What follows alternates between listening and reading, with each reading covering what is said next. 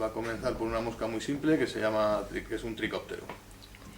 Avec 3 couleurs de plumes différentes. Va a utilizar 3 colores de pluma diferentes. Voilà. Alors pourquoi mélanger les couleurs? C'est parce qu'en fait, dans la nature, on n'a pas des couleurs vertes comme ça, ou bien noires, ou bien blanches. Si on regarde les couleurs dans la nature, c'est toujours des pigments, des petits points les uns à côté des autres. Et puis, pour être plus réaliste, moi j'ai trouvé un moyen de mélanger toutes ces couleurs-là en une seule opération.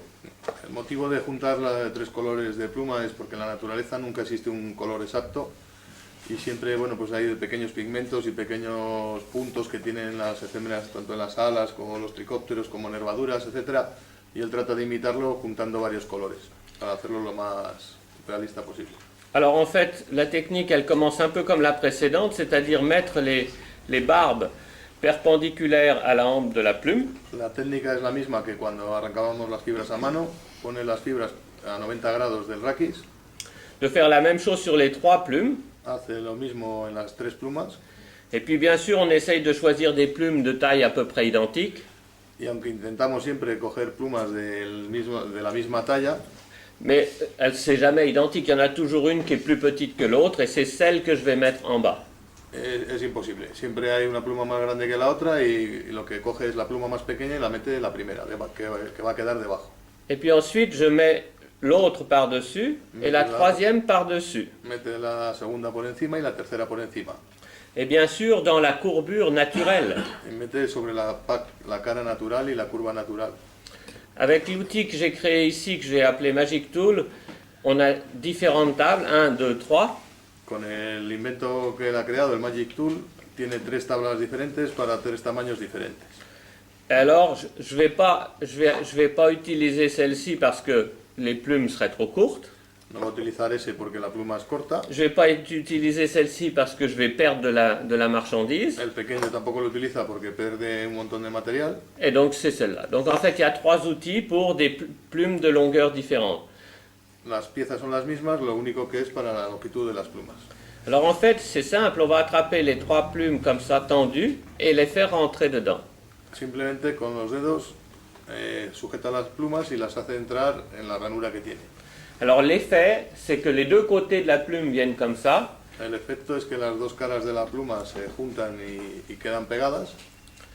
Et donc, la seule chose que je vais devoir faire maintenant, c'est de couper les extrémités. La única cosa que le falta hacer es cortar las extremidades. Et puis ensuite, de collecter l'ensemble avec l'autre pince transparente et d'ouvrir. Y luego las traspasa a la pinza transparente y abrir. Alors, comme vous le voyez peut-être ici, les rachis sont bien parfaitement alignés. Como lo veis ahí, los 3 raquis están perfectamente alineados. C'est donc très facile de les couper en une seule fois. Es muy fácil de cortarlos de una sola vez.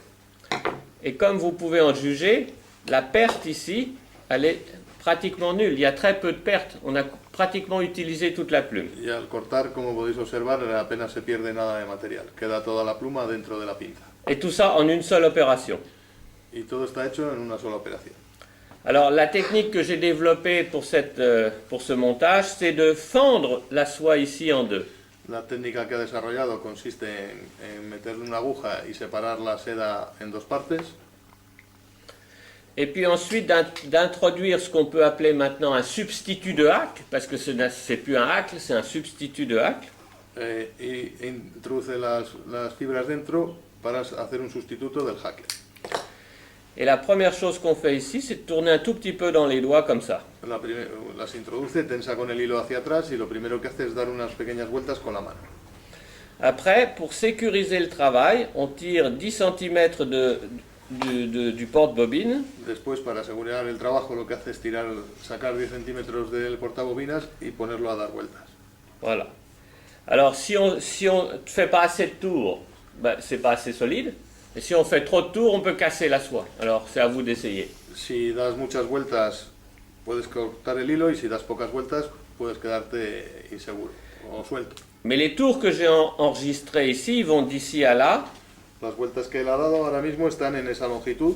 Et là, je veux les mettre en fait ici, dans cette région-là. Y lo que necesita es que estén donde está el material. Alors, regardez avec l'ongle, je vais tout pousser ici. Con la uña lo arrastra y lleva todas las vueltas hacia adelante. Mais il faut faire attention parce que si j'ouvre, il repart. Hay que estar atento porque si abre los dedos, pues se vuelve hacia atrás. Alors le truc, c'est de rembobiner dans le porte-bobine. Pasa la uña hacia adelante y el truco consiste en rebobinar el portabobinas. Et vous voyez qu'ici, tout est concentré là. C'est tout simple. Y ahí está todo el material concentrado. Alors ici, on va aller maintenant un petit peu en arrière, aller très vite en avant. Para hacer el cuerpo va hasta atrás del todo y bastante deprisa hacia adelante. Et puis, après, on va inviter les fibres à se coucher le long du corps. Y después, para hacer las alas, va a acompañar las fibras hacia atrás para que se tumben sobre el cuerpo. De façon à créer l'aile du sedge. Y de esta manera creamos las alas del tricóptero. Et voilà, la mouche est terminée. Y con eso la mosca está terminada. Alors c'est une technique qui est très intéressante et très rapide. Es una técnica que es muy interesante y rápida. Et puis je dirais qui nécessite pas autant de dextérité que l'autre, technique de base. Y necesita la mitad de tiempo que la técnica anterior que estaba desarrollada. Il suffira donc, comme d'habitude, de couper à la bonne longueur. Hace como antes, habitualmente, coge las fibras y las corta a la longitud adecuada. Alors si je suis dans une rivière qui est une rivière de montagne, je vais complètement laisser toutes les plumes de tout le tour, mais si je suis dans une rivière normale, j'aime mieux avoir la mouche qui flotte un peu plus bas, donc je vais en fait couper un petit peu dessous pour que la mouche flotte plus bas sur l'eau. Si va a ir a un río de montaña o de aguas rápidas, deja la mosca como está para que ayudarle a la flotación, pero si va a pescar en aguas paradas o aguas más lentas, lo que hace es cortarle el cuerpo al ras para que la flotación y la mosca apoye entera en el agua.